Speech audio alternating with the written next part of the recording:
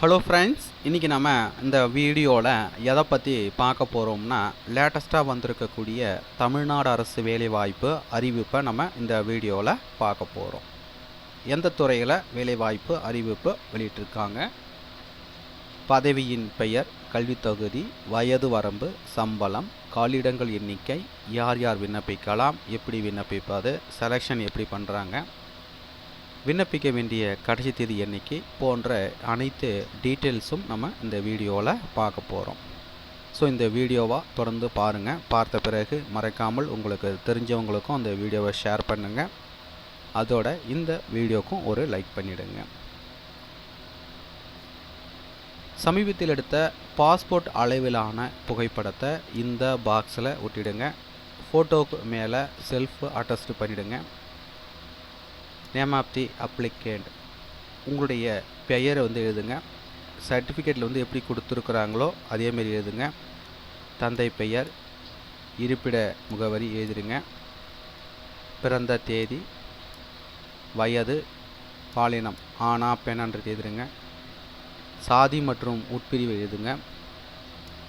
மாற்றுத்திறனாளியாக இருந்தால் ஆம்ன்றதை டிக் பண்ணிவிடுங்க. ஸோ அதுக்கான மாற்றுத்திறனாளி அடையாள அட்டை இணைக்கப்பட வேண்டும் சொல்லியிருக்காங்க. நகல் கண்டிப்பாக இணைக்கணும். இல்லைன்னா இல்லைன்றதை மேலே டிக் பண்ணிவிடுங்க. ஆதரவற்ற விதவியா அப்படின்னு கேட்டிருக்காங்க. ஆமாம் இல்லையான்றது மேலே டிக் பண்ணிவிடுங்க. முன்னாள் இராணுவத்தினராக கேட்டிருக்காங்க. ஆமாம் இல்லையான்றது மேலே டிக் பண்ணிவிடுங்க. பணியிடம் கோரும் கிராமம், அதுக்கடுத்த பார்த்தீங்கன்னா இருப்பிட மாவட்டம், இருப்பிட வட்டம், இருப்பிட கிராமம், அதுக்கடுத்த பார்த்தீங்கன்னா கைபேசி எண், மின்னஞ்சல் முகவரி, கல்வித் தகுதி, எஜுகேஷனல் குவாலிஃபிகேஷன் அதோடைய டீட்டெயில்ஸ்,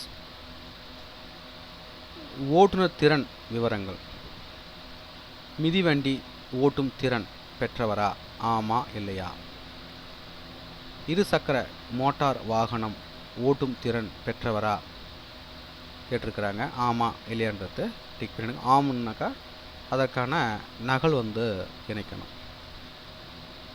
ஓட்டுநர் உரிமம் எண், உரிமம் செல்லுபடியாகும் தேதி, லைசன்ஸ் வேலிடிட்டி டேட்டு, நாளிடம் எழுதிட்டு மறக்காமல் உங்களுடைய சைன் போட்டுடுங்க. பெறுநர் வட்டாட்சியர், எந்த வட்டன்றதை எழுதிடுங்க. விழுப்புரம் மாவட்டம்.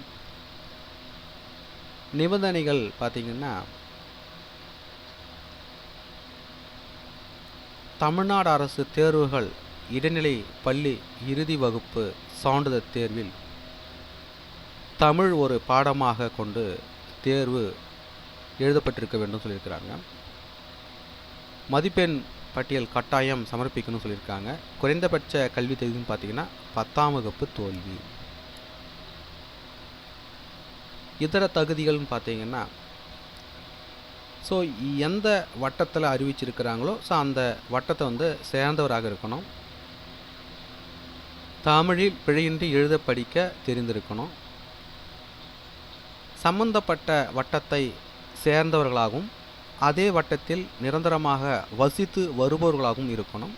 காலி பணியிடம் அறிவிக்கப்பட்ட கிராமத்தை சேர்ந்த விண்ணப்பதாரர்களுக்கு அக்கிராம பணியிடத்திற்கு முன்னுரிமை வழங்கப்படும் அப்படின்னு சொல்லியிருக்காங்க. ஸோ எந்த கிராமத்தில் போஸ்டிங் கொடுத்துருக்காங்களோ ஸோ அந்த கிராமத்தை சேர்ந்தவங்களுக்கு முன்னுரிமை அளிக்கப்படும் சொல்லியிருக்காங்க. ஸோ அந்த கிராமத்தை சேர்ந்தவங்க விண்ணப்பித்திருந்தால் அவங்களுக்கு முன்னுரிமை தருவாங்க.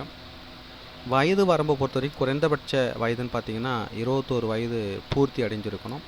அதிகபட்ச வயதுன்னு பார்த்தீங்கன்னா இதர வகுப்பினருக்கு 32 வயதும், பிற்படுத்தப்பட்டோர், மிகவும் பிற்படுத்தப்பட்டோர் மற்றும் சீர்மரபினர், பட்டியலினத்தவர், பழங்குடியினர் ஸோ அவர்களுக்கு 37 வயதும் கொடுத்துருக்காங்க. மாற்றுத்திறனாளி நண்பர்களுக்கு பார்த்தீங்கன்னா அதிகபட்ச வரம்புடன் 10 ஆண்டுகள் கூடுதலாக கணக்கில் கொள்ளப்படும் அப்படின்னு சொல்லியிருக்காங்க. முன்னாள் இராணுவத்திற்கும் கொடுத்துருக்காங்க. ஸோ அதுக்கடுத்தா பார்த்திங்கன்னா எந்தெந்த வட்டாட்சியர் அலுவலகத்திலேருந்து இந்த வேலைவாய்ப்பு அறிவிப்பு கொடுத்துருக்காங்கிறத நம்ம பார்க்கலாம். ஸோ என்ன போஸ்டிங் கொடுத்துருக்காங்கன்னு பார்த்தீங்கன்னா கிராம உதவியாளர் போஸ்டிங் கொடுத்துருக்காங்க. எந்த மாவட்டம் பார்த்திங்கன்னா விழுப்புரம் மாவட்டத்தில் அறிவிச்சிருக்கிறாங்க. ஸோ இதுக்கான ஸ்டார்டிங் டேட்டு பார்த்திங்கன்னா 18/8/2025.